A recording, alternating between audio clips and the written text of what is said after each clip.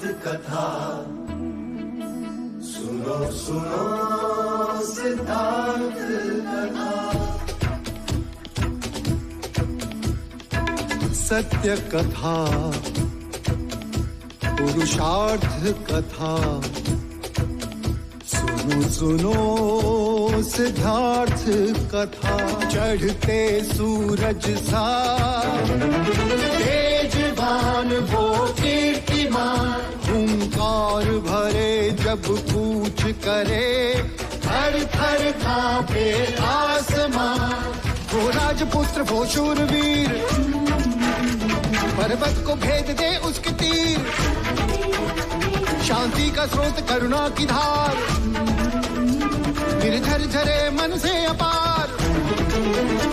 वो राजपुत्र वो शूरवीर, पर्वत को भेद दे उसके तीर। है शाक्य वंश का वो तारा, जगमग है जिससे जग सारा। सत्य कथा, पुरुषार्थ कथा। सुनो सुनो सिद्धार्थ कथा।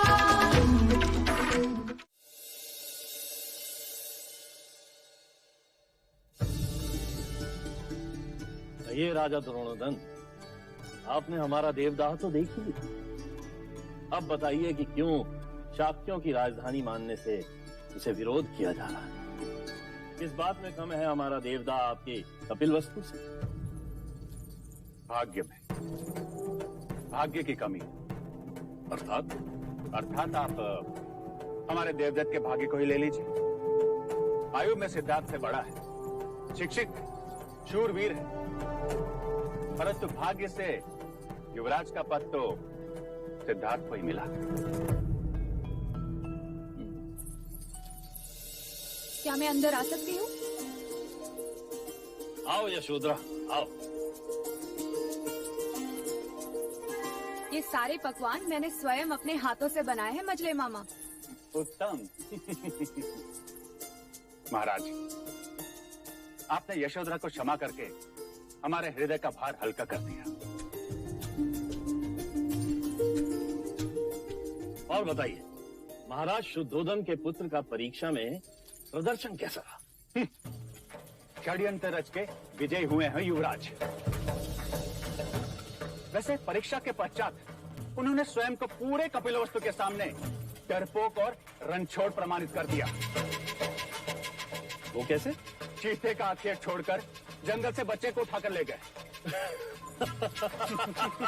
वो तो हमारा देवदत्त था, जिसने चीते का सर काटकर महाराज के चरणों में अर्पण कर दिया। फिर तो ये बात शाक्य कुल में फैला देनी चाहिए कि उनका होने वाला सम्राट डरपोक है। सिद्धार्थ की जगह देवदत्त को ही सम्राट बनाया जाए, क्यों? क्षमा करें मजले मामा, पर अब अर्ध सत्य कह रहे हैं। क्या सिद्धार्थ ने एक बच्चे के प्राण नहीं बचाए? क्या सिद्धार्थ ने सारी परीक्षा प्रथम रहकर उत्तीर्ण नहीं की? आपको विश्वास नहीं होगा, परंतु सिद्धार्थ को कपिलवस्तु की प्रजा अपने हृदय में बसाती है। तारे की चमक को कोई लाख मिटाने का प्रयत्न करे, पर तारा चमकता ही है मजले मामा।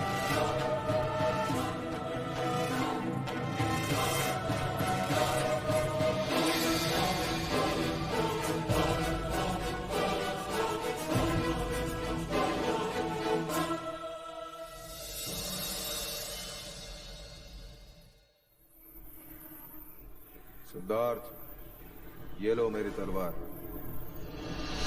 मेरी इच्छा है जब भी तुम्हें देखो एक क्षत्रिय की तरह अपने शस्त्र के साथ देखो। इसका भार मैं नहीं उठा सकता।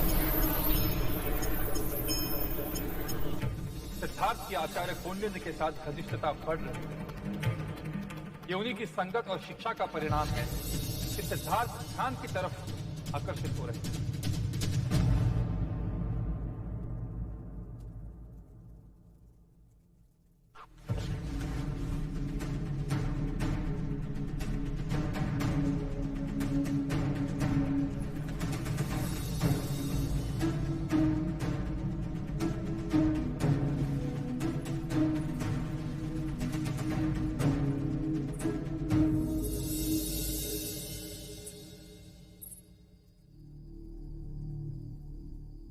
हुआ देव? नींद नहीं आ रही? हाँ, मन में इतना उद्वेग पहले कभी नहीं था देवी। मैं सिद्धार्थ को समझ नहीं पा रहा। कहीं वो ऐसा कोई कार्य न कर बैठे जिससे हमारे पूर्वजों का नाम कलंकित हो। परंतु वो अर्थहीन बातें नहीं करता। हाँ, उसकी बातें सत्य होती है, फिर भी मैं उससे अप्रसन्न रहता हूं। क्यों पता नहीं प्रजापति। क्योंकि आप चाहते हैं कि हमारा पुत्र आपके मार्ग पर चले, पर वो विलक्षण प्रतिभा है। वो अपना मार्ग स्वयं सोचता है, वो उनमें से नहीं जो आंखें मूंद कर पीछे पीछे चलते हैं। परंतु अकेले जाने पर मनुष्य भटक भी सकता है प्रजापति। बस यही भय आपके उद्वेग का कारण है। यदि असित मुनि नहीं आते और सिद्धार्थ का भविष्य नहीं बताते तो ये भय कभी नहीं होता और आपको सिद्धार्थ की सभी बातें सहज लगती। सत्य कह रही हो तुम। उसकी बातें मैं सहज स्वीकार नहीं करता। क्योंकि आप उससे बहुत स्नेह करते हैं। वो कुछ अनुचित करता हूँ क्या? नहीं, पर मर्यादा से अधिक सावधानी भी कभी कभी संकट बढ़ा देती है। आइए देव।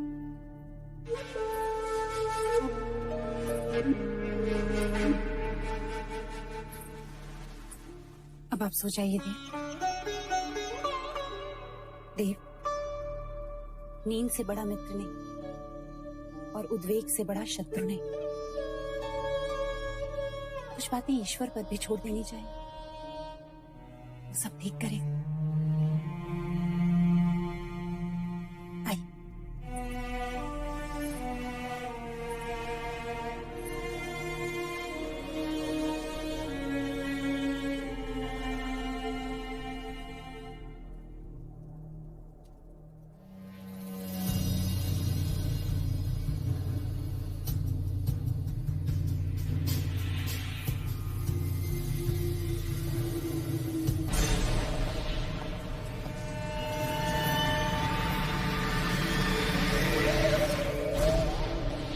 सिद्धार्थ! सिद्धार्थ!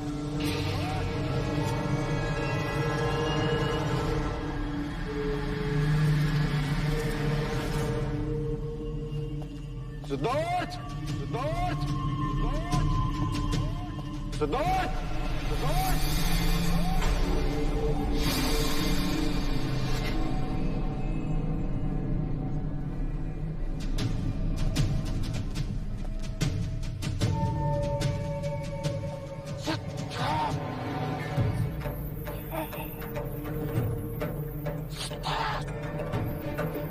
तेरा पुत्र सन्यासी बने, सन्यासी बने।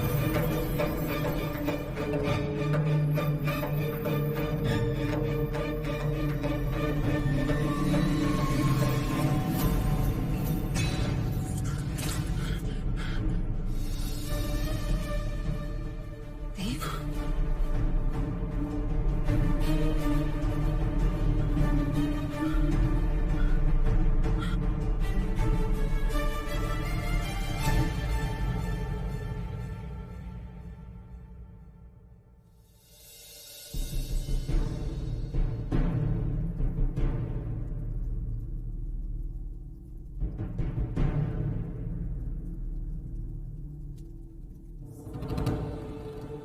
महाराज, आपका स्वप्न पहले प्रहर का है और ग्रंथ अनुसार पहले प्रहर का स्वप्न सच होता है। आप स्वप्न में सिद्धार्थ को ढूंढ रहे हैं, अर्थात आपके पथ से उसका पथ विपरीत है।